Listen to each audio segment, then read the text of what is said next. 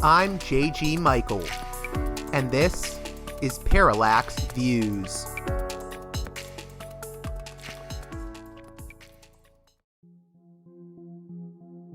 This edition of Parallax Views is brought to you by the $10 and above tier supporters of Parallax Views on Patreon. So, with that in mind, producers credit shoutouts to Galen, Matt, Gunnar, Mark, Simon, Alexander, Catherine, G, Tilo, Emilia, Jeremy, Jeff, John, Bert, Brian, Elliot, Michael, Brace, James, Nick, Mersham, Galen, Gareth, Arlen, Bo, Christopher, Michael, Gigadelic Media, Will, Chance, Chase, Dan, Big Bob, David H, Y. Kellerman, Sadeed 13, Kathleen, David, Ava, Bob, The West Bank Robbery Podcast, Jamie, Enoch, Gary, Max, Ishtofer, James, Martin, Matthew Ho, Brian, Nobody, Thomas, and Dano. And now on to the show. Hey there, Parallax Views listeners. As always, if you support the work here I do at Parallax Views, please consider supporting me on Patreon at patreon.com/parallaxviews. One more time, that's patreon.com/parallaxviews. As you know, there's been a blitz of shows this week. That's because I plan on taking off next week for my birthday and Easter. So there may not be as many shows next week, but that'll give you time to catch up on the shows released this week. And we've got a great show to end this week's series of programs as Dr. Annelle Sheline of the Quincy Institute for Responsible Statecraft returns. You may know Dr. Sheline for having served in the Biden-era State Department. She famously resigned over how the Biden administration was handling Gaza. She returns on this edition of the program to discuss Netanyahu's recent meeting with Donald Trump, the Trump administration talks upcoming with Iran, and her latest briefing for the Quincy Institute entitled "Under Primacy, Weapon Sales Will Always Supersede Human Rights." And that will be really the main event and take up most of the conversation. We'll be talking about a number of issues related to rhetoric versus reality when it comes to the U.S.'s record on human rights. We'll talk about Iran-Contra, the Chile coup, and much, much more. With that being said, let's get right to it with Dr. Annelle Sheline.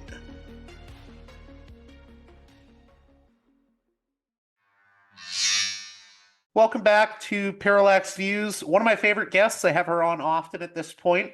Annelle Sheline is a research fellow in the Middle East program at the Quincy Institute for Responsible Statecraft. She previously served as a foreign affairs officer at the U.S. Department of State's Bureau of Democracy, Human Rights, and Labor's Office of Near Eastern Affairs before resigning in March 2024 in protest over the Biden administration's unconditional support for Israeli military operations in Gaza. And we're going to be talking about a recent piece she co-wrote for Responsible Statecraft involving the U.S.-Iran talks this Saturday, and also a briefing that she just wrote for Quincy that I only learned about maybe an hour or two before this show, but we'll be getting into all of that. How are you doing, Dr. Sheline? Doing well. Thank you for having me. Do you want to start just maybe briefly going off of the highlights of this article you co-wrote for Responsible Statecraft concerning the U.S.-Iran talks, and also maybe talking about Netanyahu's visit to D.C.? Yeah, so this was a piece I co-authored with Safia Southi for Responsible Statecraft about Monday's meeting between Netanyahu and Trump, where Trump announced the previously unannounced direct talks with Iran that are set to take place this Saturday in Oman. And in general, it was an interesting meeting because for all that, as we say in the piece, there was a general camaraderie displayed between Netanyahu and Trump. Netanyahu didn't get much of what he hoped to get, which was lifting of the tariffs on Israel. My understanding is now that Trump has sort of blinked on tariffs. Those may look different, but at least in this meeting, Netanyahu did not get the lifting of the 17% tariffs on Israeli goods. Also, in terms of these direct talks with Iran, we know Netanyahu would far prefer that the Trump administration just initiate military action against Iran rather than engage in some kind of nuclear deal. And on Turkey, where Netanyahu was expressing concerns about the Turkish presence in Syria and the Syria situation more generally, Trump came back and said, that he and Erdogan have a really great relationship and that Israel needs to be reasonable, or that Netanyahu needs to be reasonable when it comes to Turkey. And so in many ways, the fact that Trump seemed to be sort of cutting Netanyahu back down to size a bit was something I certainly welcome and I think is necessary in the US-Israel relationship. At the same time, I was very disappointed that there was zero recognition on Trump's part of Israel's horrific war crimes in Gaza. They haven't allowed aid in since March 2nd. They continue to engage in horrific bombings since the ceasefire broke down in the middle of March a few weeks ago.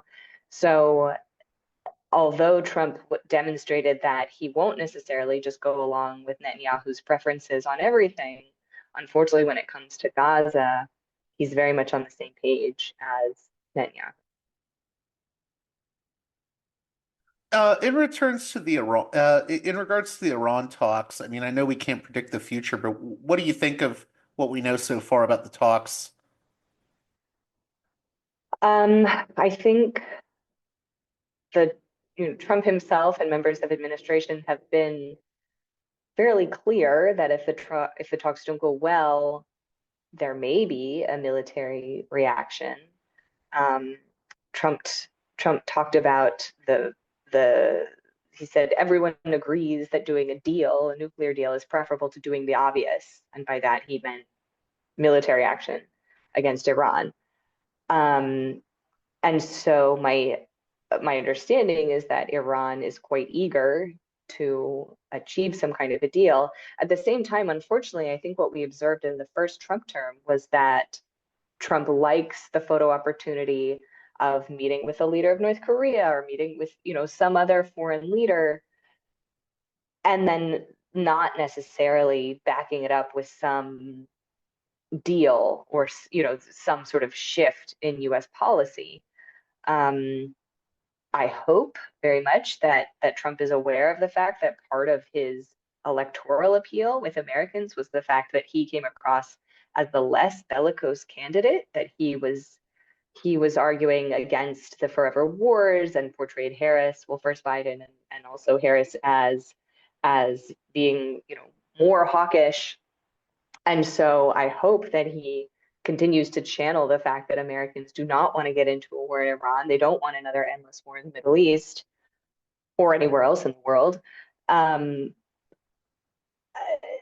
the same time, it does seem fairly clear, with things like bombing the Houthis, for example, this indiscriminate bombing of civilian targets in Yemen that's been going on every night since the Signal Gate story broke, just recently. And I would argue it hasn't accomplished much for American hasn't interests. certainly, other than spending massive amounts of money for the weapons manufacturers, whose products are now going to be that much more expensive in the context of tariffs on China. The thought of we're already spending however many billions of dollars bombing the Houthis to little practical effect, and now how much is it going to cost to replace those armaments? So yeah, I don't have a whole lot of optimism, but fingers crossed. Now, since we mentioned the Houthis, that's probably a very good segue into your latest Quincy brief entitled Under Primacy, Weapon Sales Will Always Supersede Human Rights. And it does seem like everything has been laid bare right now when it comes to all the talk of human rights. It doesn't seem like we abide by that, whether it comes to what's being done in Yemen or what we see Israel doing in Gaza, and especially what we've seen in Rafah the past month. Exactly. This is what I get into the report was informed by my time at the State Department working on human rights. And the argument being that in US law, weapon sales are supposed to be tied to human rights. This is why Congress mandates the human rights reports, which was a huge part of what I did while I was at the State Department. And yet, while I was working on them, there was never a recognition of the fact that under the law, the purpose of the human rights reports is to determine whether a given country is eligible to receive US security assistance, including weapons sales, or is their human rights record such that they're no longer eligible. That connection was not part of the conversation. And it's only in doing the research for this report that that became evident that that's actually why these reports were first mandated by Congress back in the 1970s.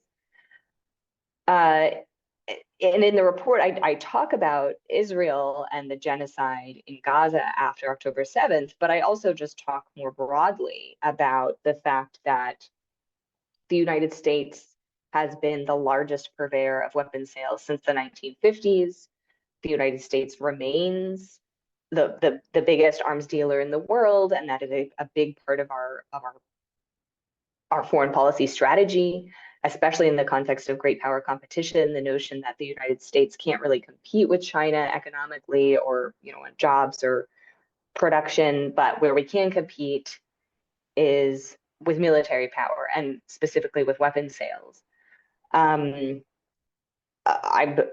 was, that sort of perspective was very much a product of the Biden administration. I do think under Trump, he's trying to bring manufacturing back to the United States. So he says, maybe we'll see how that all goes. But the overarching point is that as long as the United States' main foreign policy objective is military primacy, one arm of which is weapon sales, the U.S. is never going to prioritize human rights.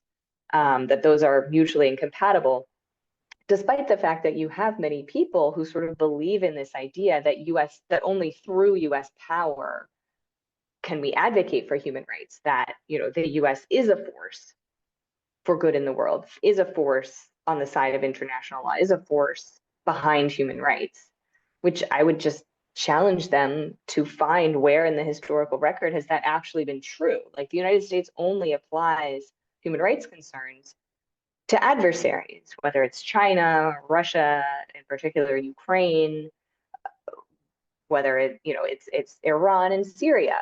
The people working in my office at the State Department working on Iran and Syria's human rights abuses, the State Department was very happy to publicize those. But if it's Israel, Egypt, Saudi Arabia, the UAE, that's not going to get talked about.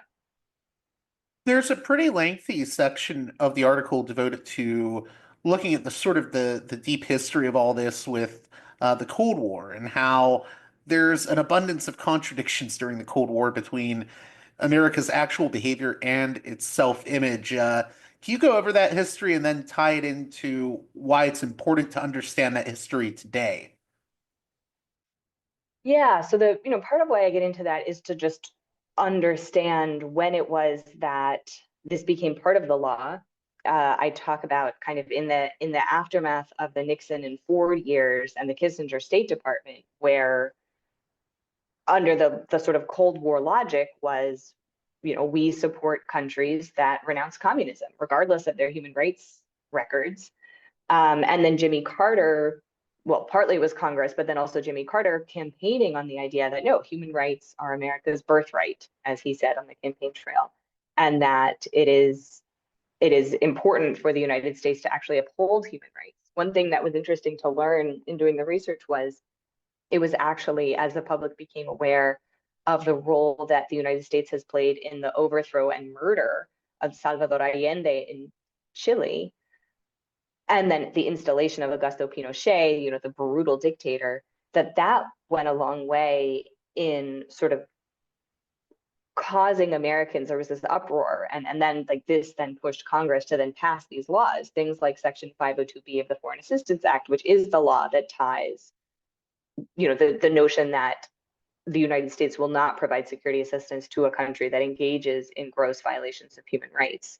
Other aspects of the law that have come up in the context of Gaza are things like Section 620I of the Foreign Assistance Act, that the United States will not provide security assistance if a country is blocking American humanitarian aid, which came up almost a year ago now in the context of Biden's NSM-20 report, where Stacey Gilbert resigned from the State Department over the fact that she and her colleagues had made the determination that Israel was blocking aid. And then they were removed from that document. And the report, as it was released, said that, well, no, Israel's not actually, which was a bald-faced lie. And Stacey quit over it. And she has my great admiration for that. But so, what I try to do through the history is just to show how both Democrats and Republicans are not guided by human rights concerns. The Democrats tend to talk about it more than the Republicans do. And that this is something that we saw, whether it was, through Reagan, then argued that, well, when Carter was trying to prioritize human rights concerns, that's part of how the United States lost Iran as a partner, or the United States lost Somoza, the dictator of Nicaragua, who then fell to the Sandinistas under Carter's watch. And so this eventually, this is going to lead into the Iran-Contra affair. Well, right, exactly.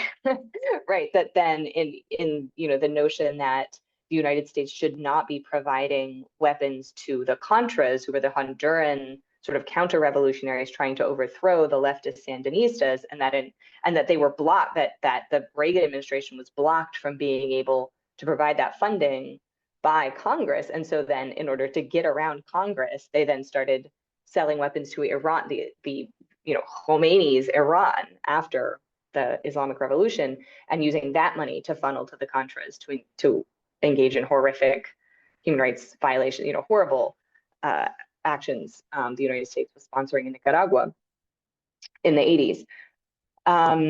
So, this just trying to talk about the ways that kind of in the aftermath of Vietnam, there was this push from Congress to codify some of this and to say that the United States should not be selling weapons to countries that engage in these horrific levels of human rights violations, and how that was kind of the high watermark. And after that, you saw some other laws. You saw things like the Leahy Laws become codified in the 90s.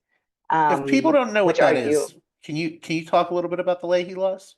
Yeah, the Leahy Laws are just that if a specific unit of a foreign military engages in gross violations of human rights, that unit is no longer eligible for security assistance. And this sort of assumes that if the United States has a partner relationship with a foreign military, that in itself means that, well, the military is like a worthy partner, but maybe there's like a bad apple unit in the military and we're going to cut them off, rather than this sort of much broader assumption within Section 502B, which is that if this country has a history, of human rights record that isn't, that is concerning, the United States shouldn't provide them security assistance at all, which is actually the law. So Leahy is a much more narrow law, and that's part of why it's actually been applied.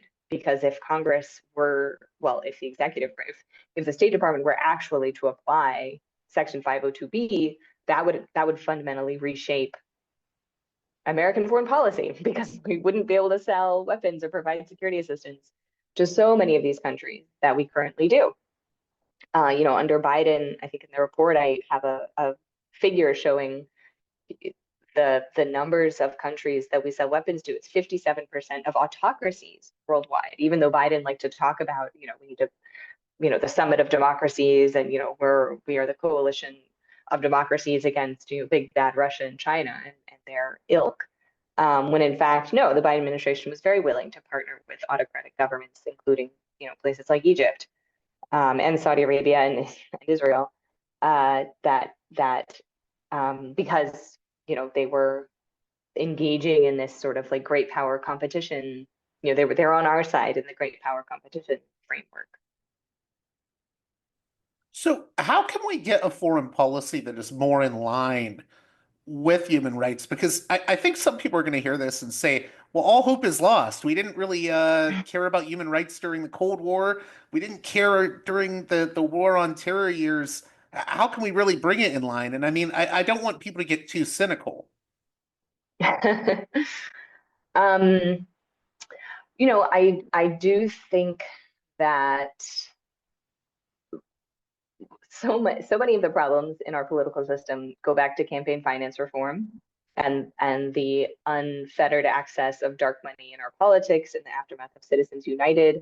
And I encourage people to call their senator and tell them to vote for Senator Jeanne Shaheen's efforts to try to overturn Citizens United. That was recently introduced. And obviously those would the problems that you and I are talking about are pretty systemic and pretty baked into the U.S. system. Very At the same structural. time, Yeah. they're very structural and they will be hard to overturn.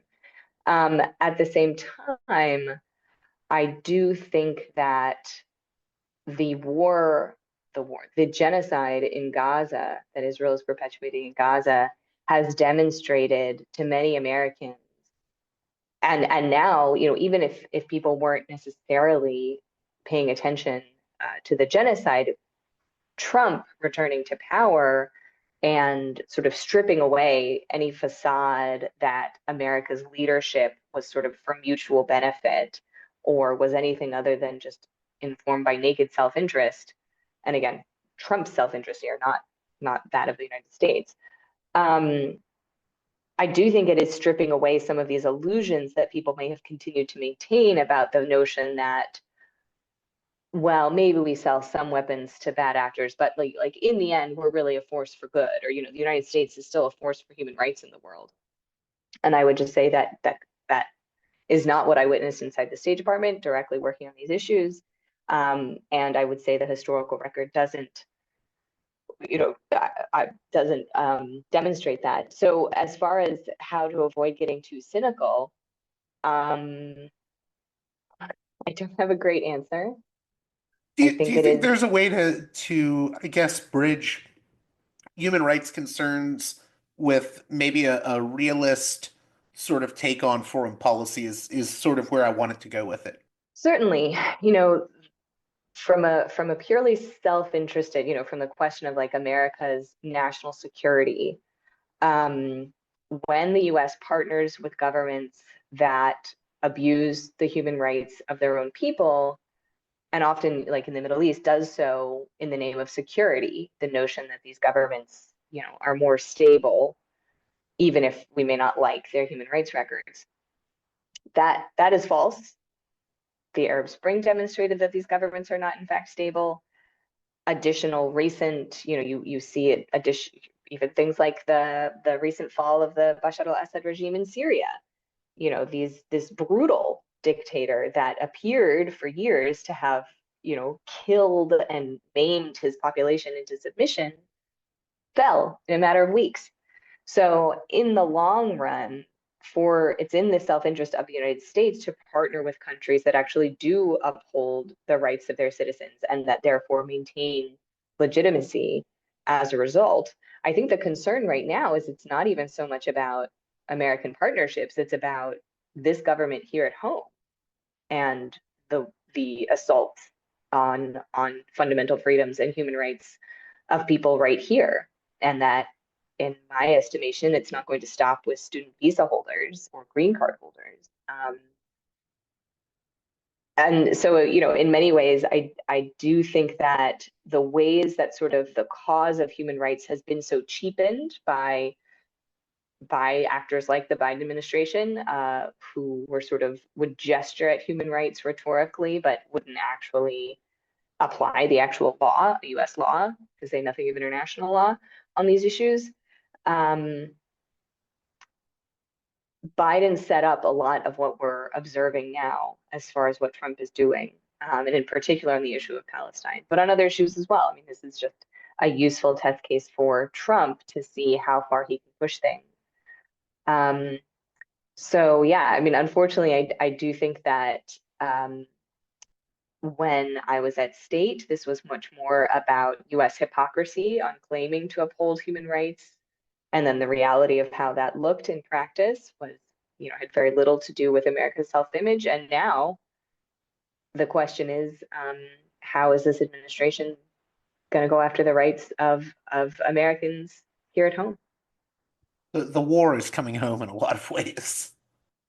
Exactly. And there's been so much documentation of that, in terms of things like the Patriot Act and the undermining of people's rights in the aftermath of 9/11, of just the vast amounts of money being spent on weapons that then are recycled back into the US system, especially with like the drawdowns in Iraq and Afghanistan, and money just going to police departments and the militarization of police in this country. These are, it's, people have been documenting this, like the ways that the wars abroad are used to undermine our rights here at home. Yeah, there's a And connection between, the wars abroad and the assaults on our civil liberties. exactly.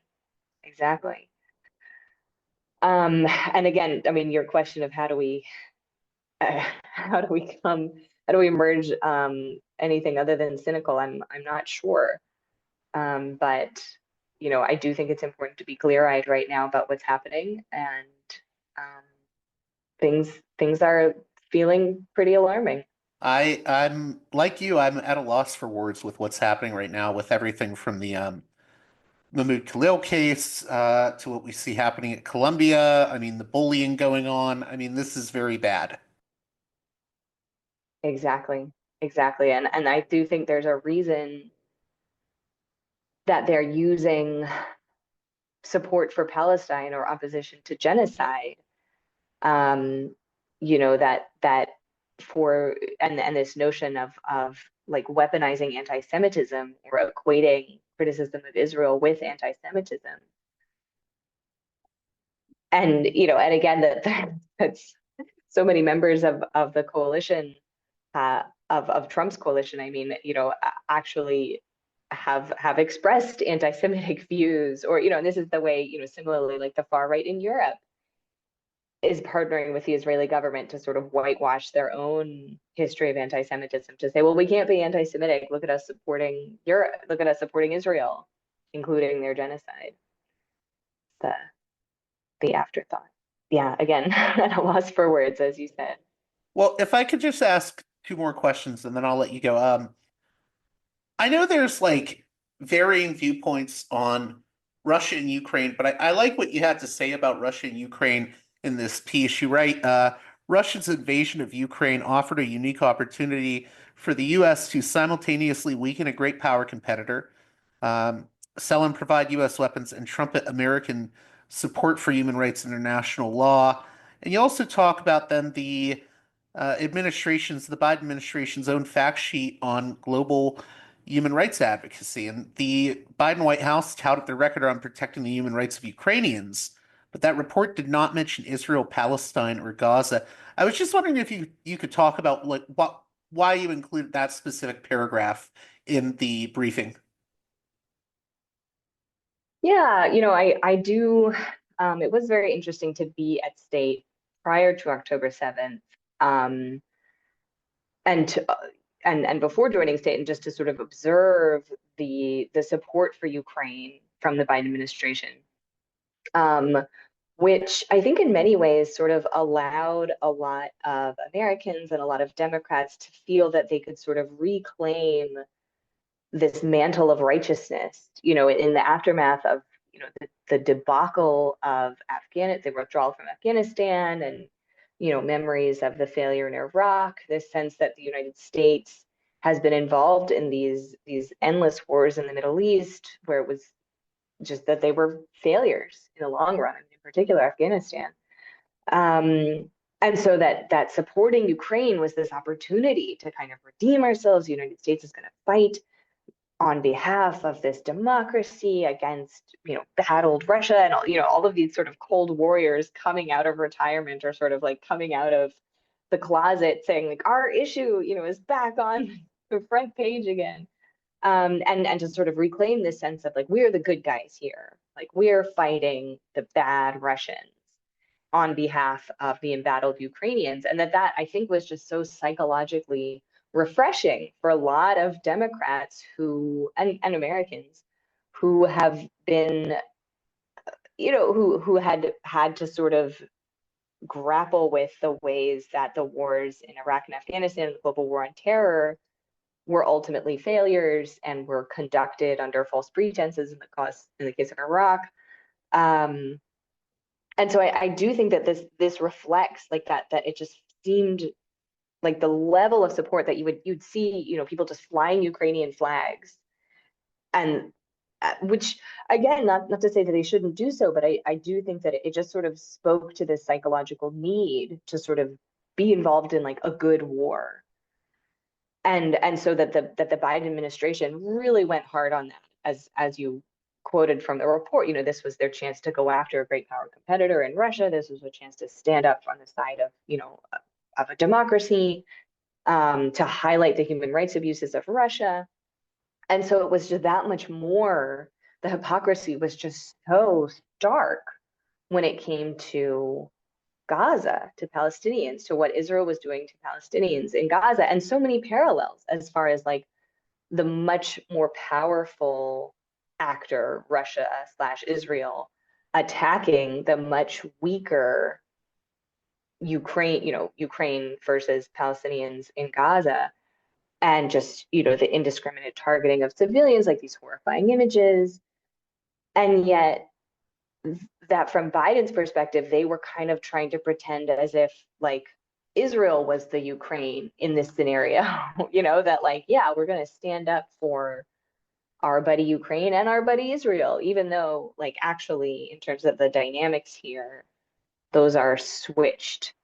So it was, and again, I think from the perspective of so many people in the so-called global South, the hypocrisy was just astonishing. And that, for so many people, it just came down to the color of the skin of Ukrainians versus Palestinians.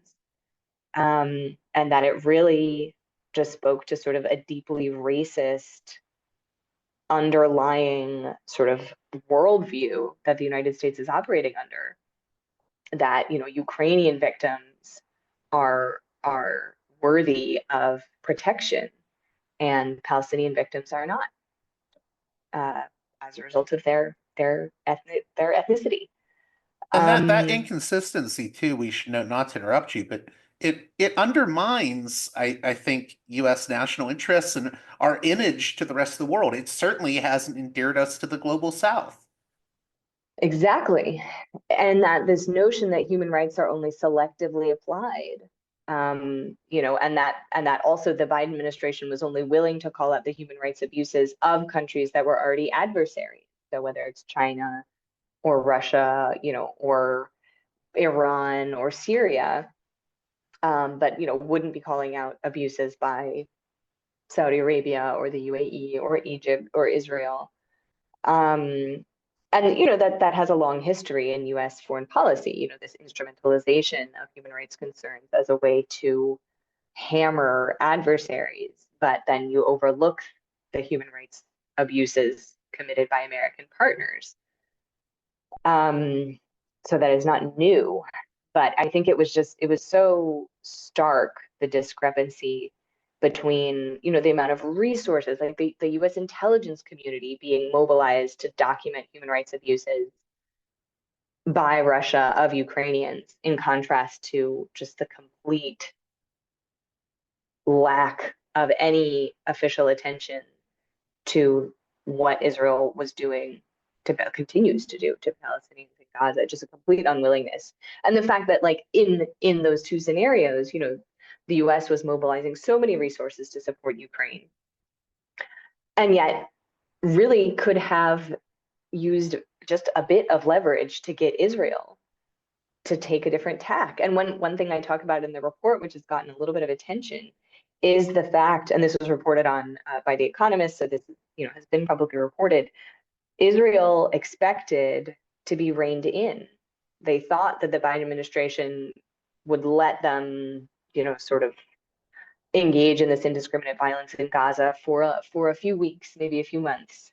But that then, the way the United States has historically reined in Israel, you think about like Reagan making a call in 1982 during the war in Lebanon, because he saw a photo of a Lebanese child. Yeah, he called him up and Had, said there's right, like children with their arms blown off. This ain't gonna fly anymore. And yeah, exactly. Israel had to relent. Or Yeah. exactly. Or you think about even Biden in 2021 with the what was it? A matter of weeks that Israel was bombarding Gaza, and then Biden said, "All right, that's enough." And so why things were so different here, I don't have a great answer. I was not a senior official. I was not in the room with the president when those decisions were being made. But my understanding is the bear hug approach, this notion that Biden was going to do the so-called bear hug with Netanyahu of just like, the closer we are to them, the fact that like there's no daylight between us, then we can influence them. And initially, the fact that you did have that ceasefire in late November, right around Thanksgiving, seemed initially to indicate that maybe that was the appropriate way for the United States to try to influence Israel. And yet it should have become apparent fairly soon after that ceasefire broke down, and then the Biden administration continued to be unable to get Israel to agree to another ceasefire for months and months afterwards, that what was actually needed was leverage for the United States to use its abundant leverage on Israel to say, all right, this stops here. And again, that Israel thought that that was what was going to happen. Just to close out here, I mean, when we look at both how the Biden administration and the Trump administration are dealing with Israel-Palestine, what's your biggest takeaway? Because I think I know people that are still arguing, well, is it better that we have the enemy we know with Trump, or is it worse? And I think people are just missing the horror of what is happening at times. We get too caught up in the abstractions. Yeah, I mean, it is absolutely horrifying given that, after Trump used America's significant leverage to require Netanyahu to agree to the ceasefire in time for his inauguration, but has clearly not used that leverage since. And Israel, as a result, has not allowed in anything to Gaza since March 2nd. And people are starving on top of being bombed daily since Israel, definitively ended the ceasefire, although it had been violating it prior to that, including by not allowing in aid. I mean, I think so in terms of like, well, who's worse? I mean, they're bad in different ways. I think that, if we'd had a President Harris, I don't know that she would have necessarily been very different. I don't think she would have gotten a ceasefire. I don't know that she would have been willing to use leverage the way Trump was. I think if she had been willing, then that would have been in America's interest, going back to your point about like, well, what's like in our own national interest? Like the terrorism threat alone as a result of US support for Israel's genocide.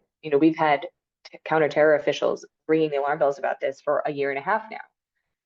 In terms of like America's long-term standing in the world, in terms of our global institutions, and this notion of like American leadership, like we're squandering it all to support this genocide. And I don't know that that would have been better under Harris than it is under Trump. My only hope is that Trump seems to recognize that Americans are tired of the endless wars. And so I hope that he uses that insight to avoid going to war with Iran, for example. And I hope that maybe he is aware of the fact that Americans' views of Israel are shifting. And so, again, I have very little expectation that Trump would take a different approach on Israel.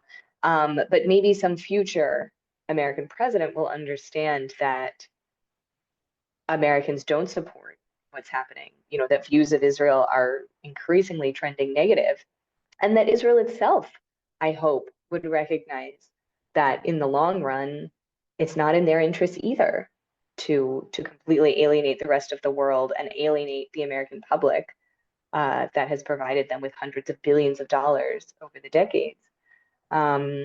Unfortunately, right now, Israel is being run by Netanyahu, whose main interest is to stay out of jail. And he sees, keeping his extreme right-wing coalition together and keeping himself in government as the best way of staying out of jail. So, much of this I do attribute to Netanyahu and this extremist coalition he is co-governing with. And so my hope is that we will start to see some of those dynamics shift, but I just don't know how many Palestinians will still be alive by the time that shift happens. I know you have to get going, and I've already kept you long. I'm sorry about that. But just one quick thing here. Part of the briefing we didn't talk about was the issue of sanctions and how the U.S. seems to prefer sanctions over applying existing laws intended to end arms sales to human rights abusers. I just wanted you to talk about that a little bit. Yeah. So, obviously there are cases where the United States maintains sort of broad-based sanctions. These are, against Iran, for example, against Syria or Venezuela.